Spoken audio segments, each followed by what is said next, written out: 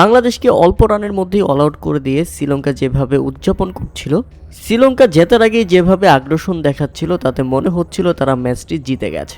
আর এরপর বল হাতে বাংলাদেশ যখন চমক দেখায় এবং শ্রীলঙ্কার কোমর ভেঙে দেয়, ঠিক তখন এভাবেই নেচে উঠে জবাব দিচ্ছিল শাহরিয়ার আহমেদ। হ্যাঁ দর্শক, শ্রীলঙ্কান কোচ একেবারে স্তব্ধ হয়ে তাকিয়েছিল। কি নাচটা দেখিয়ে দিল বাংলাদেশের সেই অগ্নিঝরা বলার।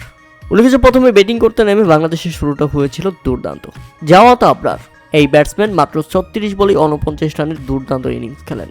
তবে দুঃখজনক ব্যাপার হলো জাওয়াত আবরার 1 রানের জন্য হাফ সেঞ্চুরি করতে পারলো না। সেই সাথে তার করা হলো না 3 ম্যাচে টানা 3টি হাফ সেঞ্চুরি। 1 রানের জন্য সব শেষ। তাতে বাংলাদেশ 84 রানের মধ্যে নিজেদের প্রথম উইকেট হারায়। জাওয়াত আবরারের পর ফিরে যান আরেক ওপেনার রিফাত বেগ। 103 রানের মধ্যে বাংলাদেশ হারিয়ে ফেলে 2 উইকেট।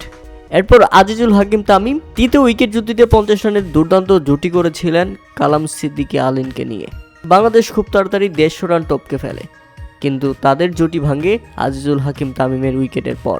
156 রানে তখন বাংলাদেশ হারায় নিজেদের তৃতীয় উইকেট। এরপরের ব্যাটসম্যানরা কোনোভাবেই সুবিধা করতে পারেনি, তাই তো মুহূর্তে 225 রানের মধ্যেই অল আউট হয়ে যায় বাংলাদেশ।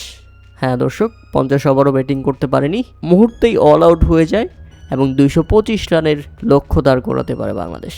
আর অল্প রানের লক্ষ্যে ব্যাটিং করতে নেমে শ্রীলঙ্কা শুরুটা করেছিল দুর্দান্ত। 6 ওভার পেরিয়ে গেছে, এখন পর্যন্ত বাংলাদেশ কোনো উইকেটের দেখা পায়নি। তবে ইকবাল হোসেন ইমন বাংলাদেশের জন্য প্রথম ব্রেক থ্রু এনে দেন। দলীয় 26 রানে শ্রীলঙ্কা হারায় নিজেদের প্রথম উইকেট। 1 রান পরেই আরও একটি উইকেট তুলে নেয় বাংলাদেশ, তাতে 27 রানের মধ্যেই শ্রীলঙ্কা হারায় 2 উইকেট। এরপর শ্রীলঙ্কা তাদের তৃতীয় উইকেট হারায় দলীয় 38 রানের মধ্যেই। সুমন বাসিরের দুর্দান্ত বোলিং আর তাতে সুবিধা করতে পারেনি শ্রীলঙ্কান ওপেনার।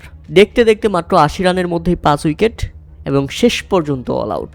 বাংলাদেশের দুর্দান্ত জয়ে বাংলাদেশ টেবিল টপার হিসেবেই সেমিফাইনালে প্রবেশ করলো এবং বাংলাদেশের সেমিফাইনালের প্রতিপক্ষ পাকিস্তান। প্রিয় দর্শক, শ্রীলঙ্কার বিপক্ষে বাংলাদেশের দুর্দান্ত এই পারফরম্যান্স আপনারা কেমন উপভোগ করলেন তা অবশ্যই আমাদের কমেন্ট করে জানাবেন। অভিনন্দন বাংলাদেশ, আশা করছি সেমিফাইনালে পাকিস্তানকে হারিয়ে এবারের এশিয়া কাপ আমাদেরই হবে।